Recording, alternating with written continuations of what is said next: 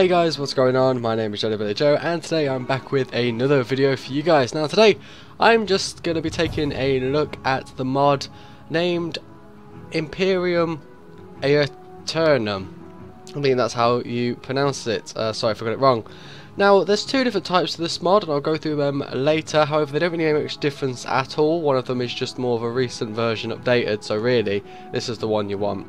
Now this mod I thought is worth a video all by itself for Rome Total War 2 because it's a really interesting concept, a really interesting idea that's quite unique. Now, so what does this mod actually add that I'm talking about that makes it so good? Well, if we go onto the Grand Campaign screen here, you'll be able to see something. And that is, if we go onto the Imperium tab here, which will appear when you download the mod, you'll get two extra factions to play as. Now, playing as extra factions or making existing factions playable is nothing new really within a mod. So what makes this so different? Well, pretty much I'll use the SPQR as an example.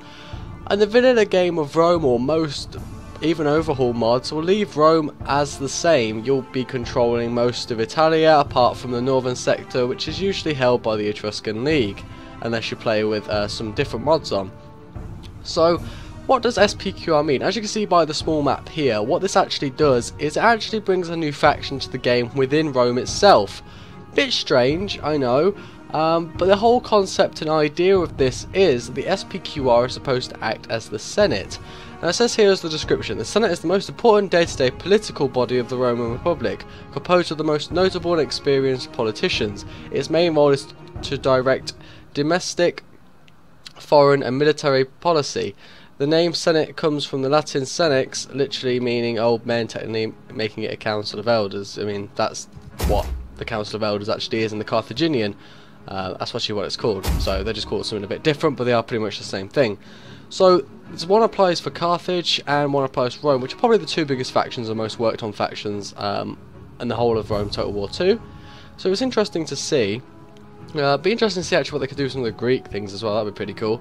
But generally speaking, what does this actually do? Well, the SPQR is supposed to be the Senate. Now the Senate controls the Roman Republic. The Roman Republic, if I click on it here, you'll see is actually all of the land around that. Roman Imperium does actually edit the map a little bit, and that is the Etruscan League is gone from pretty much the entire game as far as I'm aware, and this is actually mostly controlled by Carthaginians now, which as it was set in the time period instead of the Etruscan League. So there's a small difference in the map there, but basically how this is supposed to work is you're supposed to have the SPQR as the kind of the action or decision maker that really influences the rest of the Roman Republic. So what this actually means is the SPQR can create troops and it can bring men as well down to battles and such, but they will have a lot less income. However, they do take a cut of the Roman Republic's income. So it's basically a small leadership faction that controls a larger faction. Now this can be really cool, and I'll just show you in game now, but it can be really cool for when you're playing with friends online, because you can have one of you playing as the faction that's in charge almost, and one of you that's actually kind of the puppet. But at the same time that's pretty cool because you get loads of, like, you know, dangers of betrayal and etc like that. So there's a whole bunch of different game mechanics really that could be exploited, or not exploited, but that come from this mod, which is the reason why I thought it was worth a video all by itself, which is why it's taking me so long to go through all this. It's the possibilities that could happen in terms of gameplay and the map change, etc. is pretty cool. There's a lot of different things that could happen. So I definitely recommend this as a co-op mod. That's something I definitely recommend. Now when you're playing as the Roman Republic, you'll see you can't actually declare wars on your own. Like, you can't just say, well, I'm going to attack these guys. The Senate has to agree and attack with you. So as you can see at the moment, I'm playing as the Senate, and I started off with just Roma here. So as you can see, the map's a little bit different. As I said, this is all controlled by Carthage now. Okay, so only the main body of Italia is actually controlled by me.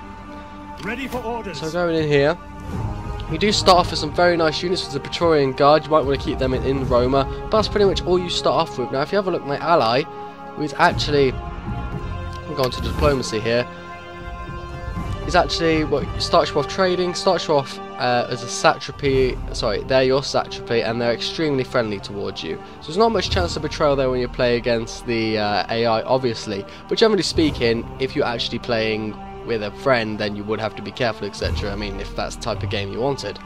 Now, there's something extremely satisfying about being able to click on an enemy of the Republic and be able to negotiate for them. And if things don't go your way, then you can pretty much say, right, are you ready to go in? And if, you know, declare war on the faction, which kind of really is a really cool idea, because then in a way you don't have to be the one forcing all your men up north. You kind of take control of a different faction of you're the kind of overlords for. Does it take away from the gameplay experience? No, I don't believe so. You will still be fighting battles. You know, you can still train soldiers here the same you would do anywhere, to be honest, and you can still march them into battle the same you would do anywhere. So really there is little to no difference. Is it difficult for you to expand and get lots of income? Yes, it is, but as you can see at the moment, playing with the Radius mod on, that's not a problem.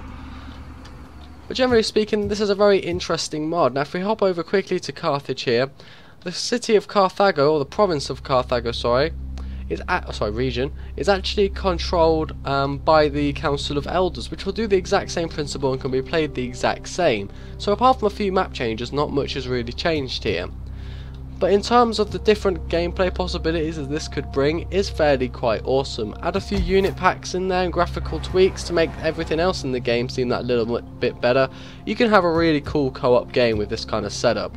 That's why I really credit this mod and how well it actually does that, while giving the person that is playing as the Roman Republic choices and options further down the line to betray or even conquer their own senate, which, you know, is always a possibility. Does add that bit of kind of scare factor to it, really. You know, you're never safe, and that's how it should have been in the vanilla game, playing as a faction leader. So in the Senate here, when you go into the diplomacy screen here, you'll see the citizens of Rome. And the citizens of Rome it's not the same as how many senators you'll have. It's more the citizens of Rome that support you as a senator. Because remember, you're one singular guy, and the people of Rome are generally the public, and they can vote in other, you know, Senate leaders or Senate members. So you have to keep the public of Rome happy with the way you're doing things, which isn't that hard to do initially, because obviously you've only got one town to really focus on, which is quite well defended. But as you expand, that does become a bit more challenging. I've had experience in that myself.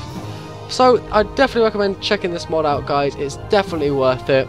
And it is definitely one of the mod highlights, which I think was really good to start off with. So if you're interested in playing this with a friend, or even with the AI, then by all means, follow the link in the description to the Steam page, and you'll be able to read through all the features yourself, anything I've missed, and you'll be able to see some media from it as well. And then just hop over to the Steam Workshop, and you'll be able to download it there just by typing in the Imperium.